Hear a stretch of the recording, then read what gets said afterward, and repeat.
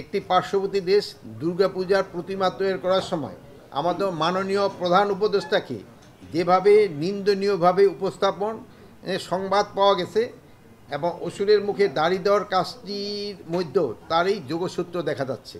Fascist ও তাদের সহযোগীরা কয়েকটি পূজা মণ্ডপে অসুরের মুখে দাড়ি লাগিয়ে ধর্মীয় বিভেদ এবং সাম্প্রদায়িক উস্কানি ও সহিংসতার সৃষ্টির পায়তারা করেছিল। এই ঘটনায় কিছু ফ্যাসিস্ট বুদ্ধিজীবীদেরও ইন্ধন ছিল, কিন্তু তাদের সেই ষড়যন্ত্র সফল হয়নি। যে ধর্ষণের ঘটনাটি এত তুলকামাল কাণ্ড হয়েছে, মেডিকেল রিপোর্টে সেই ধর্ষণের কোনো আলামতেই পাওয়া যায়নি।